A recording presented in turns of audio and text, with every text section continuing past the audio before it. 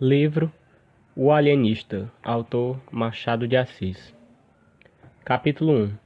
De como Itaguaí ganhou uma casa de Orates.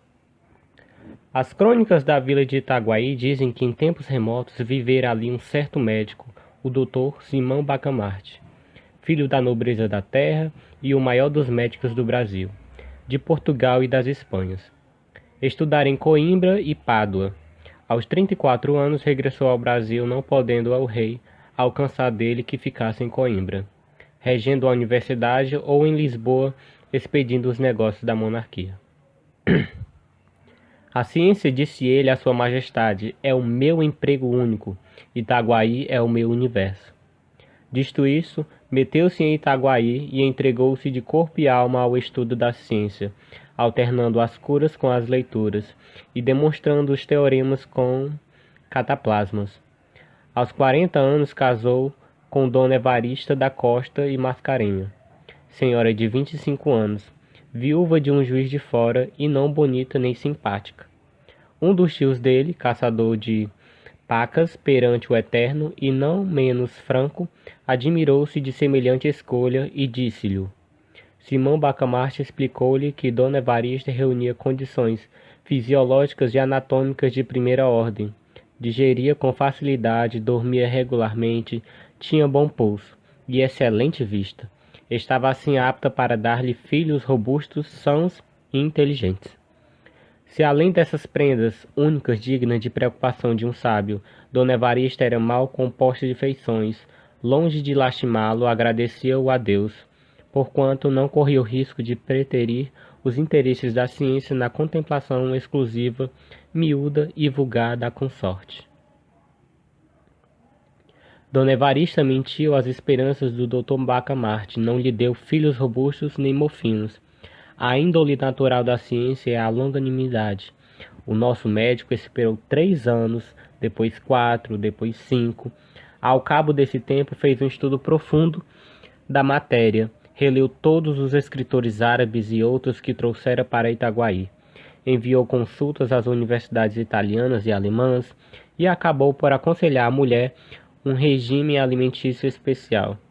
A ilustre dama, nutrida exclusivamente com a bela carne de porco de Itaguaí, não atendeu às admoestações do esposo, e à sua resistência, explicável mas inqualificável, devemos à total extinção da dinastia dos Bacamartes.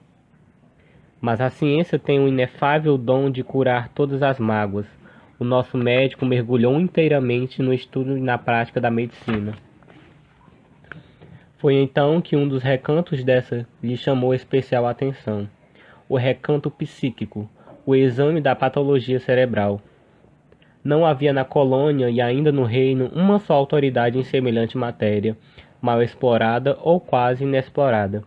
Simão Bacamarte compreendeu que a ciência lusitana, e particularmente a brasileira, podia cobrir-se de louros imarcessíveis, expressão usada por ele mesmo, mas em um arrobo de intimidade doméstica exteriormente era modesto, segundo convém aos sabedores. A saúde da alma, bradou ele, é a ocupação mais digna do médico. Do verdadeiro médico, emendou Crispim Soares, boticário da vila, e um dos seus amigos e comensais. A vereança de Itaguaí, entre outros pecados de que é arguida pelos cronistas, tinha o de não fazer caso dos dementes.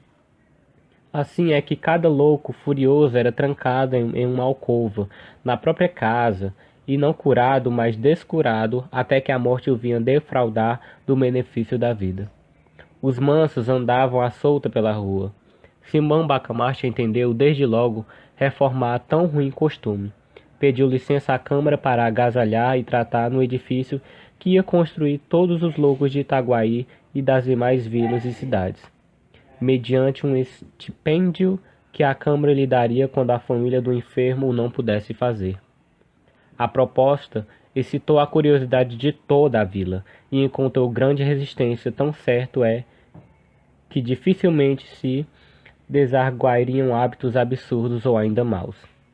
A ideia de meter os loucos na mesma casa, vivendo em comum, pareceu em si mesma sintoma de demência, e não faltou quem o insuniasse a própria mulher do médico. Olhe, Dona Evarista, disse-lhe o padre Lopes, vigário do lugar. Veja se seu marido dá um passeio ao Rio de Janeiro. Isso de estudar sempre, sempre não é bom. Vira o juízo.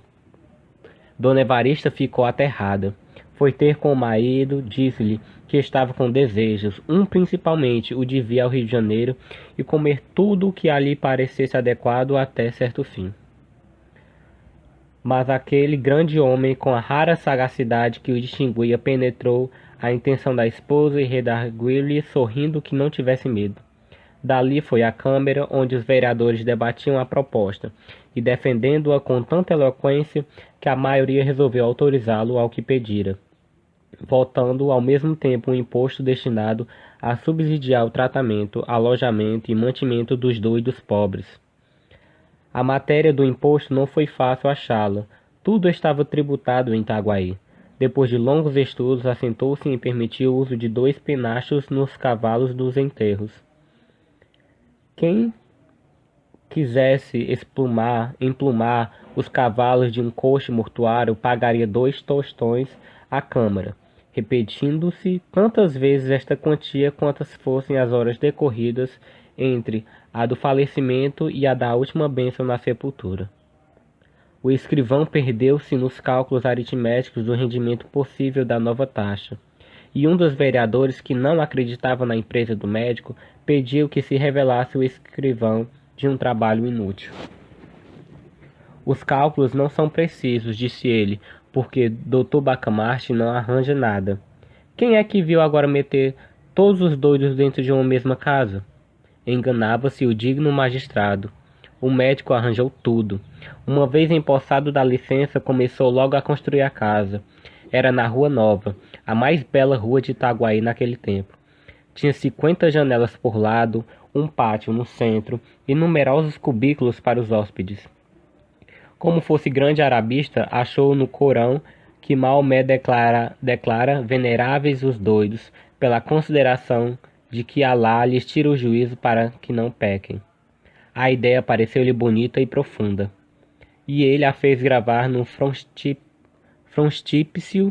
da casa, mas não tinha medo ao vigário, e por tabela ao bispo atribuiu o pensamento a Benedito VIII, merecendo com essa fraude, aliás pia, que o padre Lopes lhe contasse ao almoço a vida daquele pontífice eminente.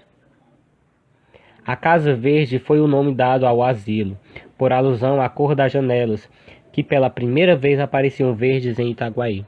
Inaugurou-se com imensa pompa de todas as vilas e povoações próximas e até remotas, e da própria cidade do Rio de Janeiro.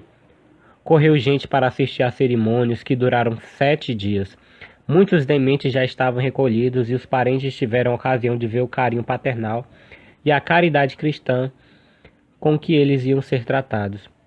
Dona Evarista, contentíssima com a glória do marido, vestiu-se luxuosamente, cobriu-se de joias, flores e sedas. Ela foi uma verdadeira rainha naqueles dias memoráveis. Ninguém deixou de ir visitá-la 2 ou 3 vezes, apesar dos costumes caseiros e recatados do século. E não só a cortejavam, como a louvavam, porquanto, e este fato é um dos documentos altamente honrosos para a sociedade do tempo, porquanto viam nela a feliz esposa de um alto espírito, de um varão ilustre, e se lhe tinham inveja, era a santa e nobre inveja dos admiradores. Ao cabo de 7 dias expiraram as festas públicas. Itaguaí tinha finalmente uma casa de orates.